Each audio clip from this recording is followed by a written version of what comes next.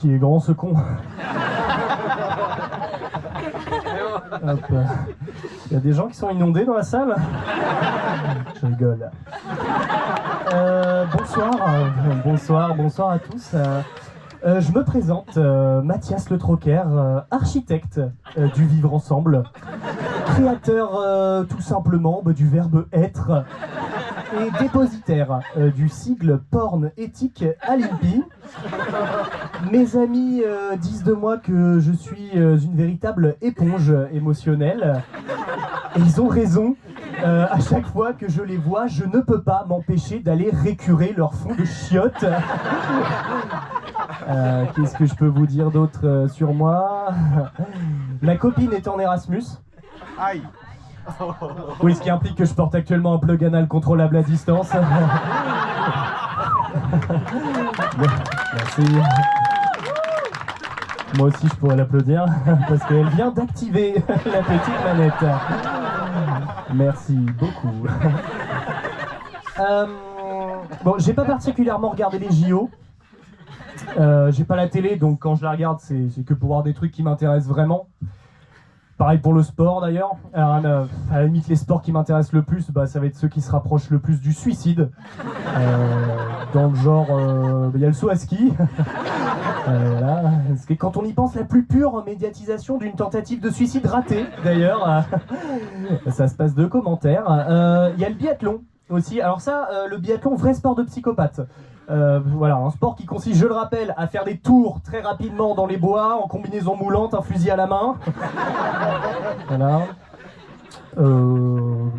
Après, je suis mauvaise langue parce que bon, c'est vrai que les seules personnes qui possèdent encore le permis de tuer dans ce pays, bah, ça reste comme la police et Martin Fourcade. Bon d'ailleurs, je lui ai dit, hein, moi, à Martin, qui est un pote, qui serait beaucoup plus fort s'il était corse.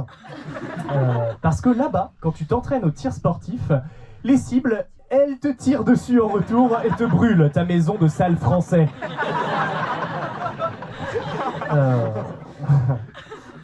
Bon. Attendez, il y a un petit gimmick de répétition à tester.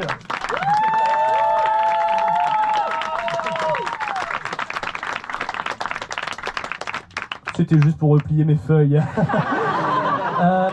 D'autant que j'ai pris quelques risques pour venir ici ce soir. Donc, premier d'entre eux, c'est d'avoir écrit ce spectacle en français et non en latin, pour que même les plus pauvres d'entre vous puissent me comprendre. Voilà, je me suis dit que certains viendraient peut-être de Bru ou de Passé ce soir. Voilà. D'autant que bon, je me suis dit que c'était peut-être déjà assez compliqué d'avoir écopé dans le garage ce matin, donc vous avez pris un petit temps pour vous, c'est cool. Deuxième risque que j'ai pris pour venir, c'est que j'avais déjà quelque chose de prévu à la base ce soir. Je devais aller à un enterrement. C'est pas une blague. Je devais aller à un enterrement. Alors je sais pas si certains d'entre vous ont déjà tenté de se suicider. Alors mon oncle, oui. Je vous passe les détails parce que c'est ce qui est dingue avec mon oncle. Pardon. C'est que c'est la première personne à avoir raté sa tentative de suicide ratée. Donc il est mort. Voilà, j'en parle avec beaucoup de légèreté parce que c'est vrai que on s'était un peu perdu de vue avec mon oncle depuis qu'on avait arrêté de baiser. Et puis moi j'ai complètement arrêté de lui adresser la parole aussi depuis que j'ai appris qu'il était devenu SDF et qu'il était hébergé par des bénévoles d'Emmaüs. Et tout ça au moment des révélations sur l'abbé Pierre. Non mais tranquille le mec, génial, on te dérange pas, super. T'as choisi ton moment mon salaud. Christian. Enculé. Non mais d'autant que je vous dis tout ça parce que moi je m'y connais plutôt bien sur la mort. Et il y a un Larsen. Il n'y a plus d'Arsène. Un problème, une résolution, tout de suite, très simple. Non mais je m'y connais plutôt bien sur la mort. Moi, le suicide de mon oncle, ça a été le déclic. Je me suis dit que j'allais juste vous proposer quelques conseils. Si vous êtes confrontés, comme moi, à un ami suicidaire. Premier conseil, dites-lui que vous l'aimez, même si ça implique de lui rappeler que vous n'êtes pas homosexuel. Deuxième conseil, très rapidement, offrez-lui des petits pins corporate rigolos avec des inscriptions comme je suis en détresse, mais ça pourrait être pire, je pourrais être en réunion. Voilà, effet garanti.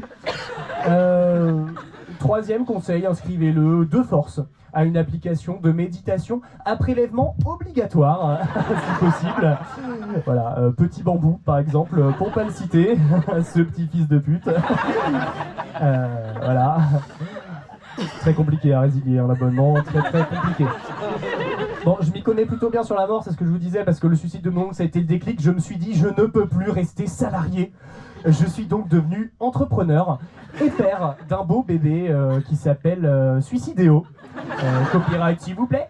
Voilà, ma SARL, ma petite entreprise, mon équipe qui est convaincue, comme moi, que les magasins U sont les nouveaux commerçants et qu'il y aura un avant et un après dans le monde de la grande distribution, dans des plaies à la petite majorette cocaïnomane de l'Elysée. Bref, quand on a parlé à Antoine, Delphine et Alexandre, pour qu'ils proposent à leur père Bernard pour investir dans Suicidéo, ils ont été directs avec nous, ils nous ont tout de suite suivis. Alors avec Basilion et Amaury, on a dit banco. C'était plus qu'une vision, Suicidéo pour nous, c'était une véritable vision. Quelle répétition dans ce texte. Et donc, non, je veux dire, c'était une véritable vision parce que même Passage du Désir a accepté de se rebrander pour nous le jour du lancement de notre marque en Passage à l'acte du désir. Merci. D'autant que moi, là, au début, la mort, j'étais pas trop pour. Maintenant, je suis devenu complètement fan. Non, mais je me rappelle, on avait cette tagline au début avec les gars. Pourquoi repousser l'inévitable quand on peut l'organiser? Et ça me parle à moi, forcément, qui ai regardé nombre de documentaires sur le Troisième Reich. Non mais voilà, toutes ces choses inévitables qui arrivent dans l'histoire et contre lesquelles on ne peut pas lutter. Non mais ça a été un carton. Spotify nous ont suivis aussi après avec les playlists estivales Exit, Life, Welcome, Lounge. Ça s'annonçait déjà culte. Puis quand LVMH s'est positionné, on a pivoté. Il fallait un angle premium. C'est comme ça qu'on a lancé Suicidéo Élégance, avec des finitions marbre et un accompagnement en storytelling existentiel qui sera mis à disposition des églises les jours d'enterrement. Voilà, une sorte de média training pour prêtres. Mais tout ça, c'est des choses, je vous dis, mais qui devraient déjà être mises en place depuis Vatican II, au moins. S'il y a des hommes d'église dans la salle, il y a le pape, par exemple, je sais qu'il nous écoute. On l'embrasse, de là où il est.